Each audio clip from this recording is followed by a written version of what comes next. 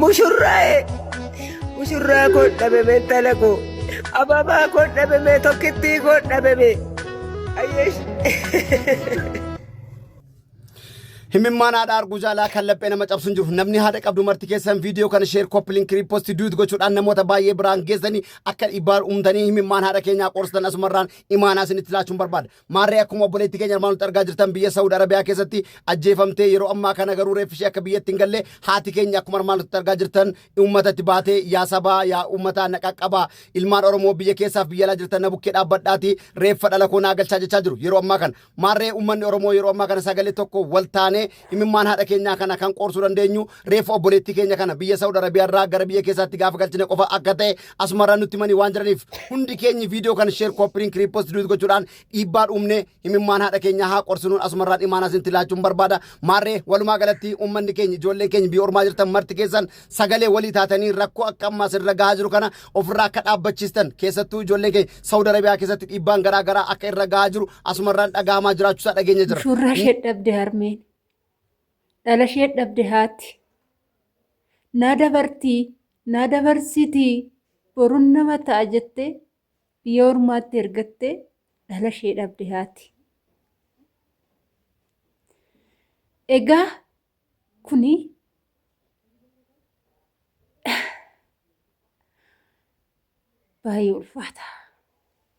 baay'ee ulfaata dhugaa gadda onne yoomillee nan irraanfadha yoo jette hin irraanfattu nan obsa yoo jette hin obsitu nan dhiisa yoo jette hin dhiistu. Dhalli ishee biratti hin duune hin dhukkubsanne hin yaallanne fayyaa guutuu meedikaala kaatee biyya Arabaa ergatte haati. Waggaa tokko biyyoota Arabaa keessa hojjette. Biyyoota Arabaa mana isheen itti galte sanii daa'imman isaanii dhukkubsattoota. Takka naafa, takka dhukkubsattuudha, takka sammuu dhukkubsatti. Intalli sun obboleettiin keenya kun immoo jiruu jijjiirrachuu jecha biyya Arabaa dhaqxe. Biyya Arabaa dhaqxe. Innaante budaa caalu Arabdoota caalaa budaan mee ijoollee teenya tamtu biyya Arabaa dhaqee fayyaa guutuudhaan biyyatti gale. Ila sinitti himaani. Madaamin tun mana xonqaayii dhaqxee yoo gaafattu ishee santu budaadha ishee yoo duute malee daa'imti keenya fayyuu hin dandeechu jette. Mee budaan biyya keenya keessa sinuma jirti? Budaan sun duutu malee namni kun fayyuu hin danda'u seerri jedhu ni jira? Ni jira? Hin jedhama? Akkamitti viidiyoo kana laala kana cinaa? Akkamitti dhiigni ofii sabni ofii nama ofii fannisa. Amma nuti ijoolleen biyya ormaa deemnee dalagannee jiruu fooyyeffachuuf biyya ormaatitti facaanee jiraannu kun imbaasii qabnaa, biiroo qabnaa, nama nu dubbatu qabnaa jenneetu nama eeggannu. Dhugaan siniin jedhaamti iyyummaan mataarra nama haa kortu malee waan nyaatan yaa dhaban malee biyya ormaa nama ofii ergachuun yeroo ammaa keessattuu Saa'ud Arabiyaa jechuun bineessa jechuudha. Waan ija koo argeef wanta biiroon Saa'ud Arabiyaa waan irratti raawwachaa turte, waan ijoollee teenya irratti raawwachaa turte akka sareetitti akka harreetitti nu gurgurachaa baan dhugaan sinitti himaa. Achitti ijoollee fidanii ni gurguratu. Ija kiyyaanan arge. Achitti wannidha jedhu. Biiroo seerri amma itti dhufe. Seerri isaan itti fidatan gillasabii tokkotu ijoollee asii achi ergata. Birrii itti nyaatu. Isaaba horiitiin gurguratu. Nu gurguratan. Riyaala meeqan nu gurguratu beektu? Kaampaaniidha jedhu. Kaampaanaa sinabboo sinaa kaampaanichu. Kaampaanii miti. Ijoollee baay'een kaampaaniirraan deemne. Kaampaaniirraan kaffaltiin hin jiru. Kaampaaniirraan akka maa gowwoomtuu maa shawwadamtuu kaampaanii hin jedhamu hin jiru.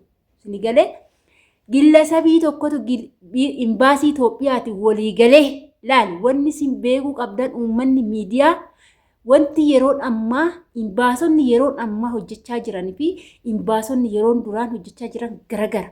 Hundi isaaniitu imbaasiidha jettee garagaratti imbaasii uummattee mataa ishiitiin dallaalachaa jirti ijoollee teenya. Imbaasiidha jedhanii shamarran dhibba shamarran gaafa ani deemu biiroo ani keessatti deemisanii kaampaanii jedhasan dhageessanii yoo xiqqaate shamarran dhibbaa oli jechuudha. Saniin booda kan ittiin hojjennu riyaala 6,800 madaamiin kan biiroodha ji'a tokkoon kaffaltu. Ji'atti 8,000 6,000 ani afaanan beeka hojiin beeka 6,000 nagalchan. Mindaan nu kaffalamu 1,000. Hojii humna keenya olii kan hojjechuu hin dandeenye kan fuudhuu hin dandeenye. Isasa yoo hojii kana hin dandeenyu dalagaan kun humna keenya olii yoo jenne gaafa warroota akka imbaasisanitti himan maal barbaacha dhufte hojii barbaadda dhufteefsi madaamii waan feete yoo si ajaje hojjechuu qabdaa dalaguu qabdaa du'uu qabdaa nuun jedhan dhugaan saniin jedha. Ijoollee dabaddabu warri biiroo hin qaxaqqata nu qaxaqqatan nu tuman hin tumamne hin dhaannamne hin garafamne dhugaa kan haadha fi abbaa keenya hin garafamne kan haati fi abbaan keenya nun tumne imbaasonni shagaxoonni biiroodha jedhanii imbaasidha jedhanii achitti ol gaassun nu qaxaqqatan dhugaan sinitti hima. Egaa garana sinaa deebi'u gara obboleettii keenya. Ani har'a madaamin intala tanatu daa'ima tana budaadhaan nyaata jettee dubbattu. Mee arabdootuma tamtu fayyaa qaba. Isaan fayyaa kam qabu? Warroota kiniiniin jiraatu miti. Kiniiniidhaan jiraatu. Kiniinii nyaatu. Kaan ofitti haru akka horiititti. Namni isaanii mana tokkotti galeedhaan dhugaan sinitti hima. Daa'ima mana san keessa daa'ima 5tu jira. Daa'ima 5 kana keessaa tokko garaa dhalloo lafarra hin deemu. Daa'imti 5 dhaabbatanii hin deeman. Tokko dugdaaf foqoqa. Tokkollee hundi isaaniitu akka bufaatitti lafarra loo dhaabbatanii hin deeman. Gizeen mana sanitti galu jechuudha. Isa kanniin illee nutu budaadhaan nyaatee akkas isaan godheere. Budaanii madaamota caalu ni jira. Budaan jara caalu ni jira. Budaan isaanii nu keessatti dhibee ta'ee isaan biraa gaafa gal biyya keenya keessatti dhukkubsanna jechuudha. Biyya keenya keessatti dhimamna jechuudha. Budumti arabdoota caalanii jiraayii kan ijoollee keenya budaa jedhani budaan isaan caalu ni jira. Budaan isaan caalu hin jiru dhugaan sinitti hima. Dhugaan obboleettii keenyaa kun ba'uu qaba. Reeffi isheetis biyya galuu qaba.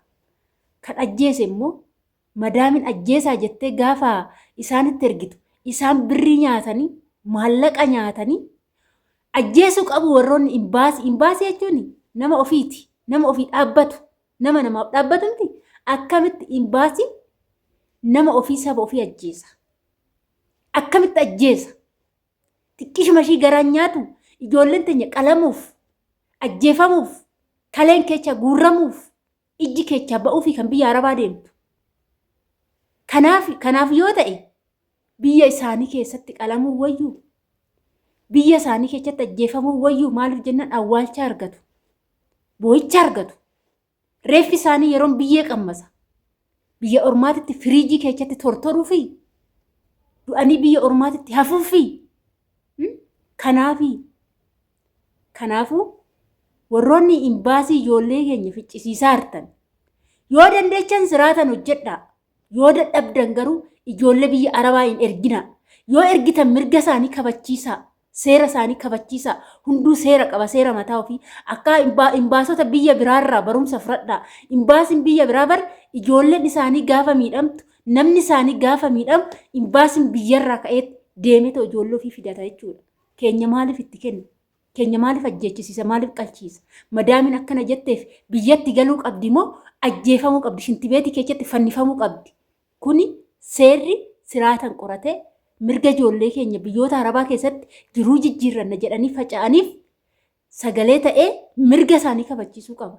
Ijoollee keenya baay'eetu jira ammallee achi keessa. Baay'ee kana keessa baay'ee rakkoo keessa jiranleedha jechuudha.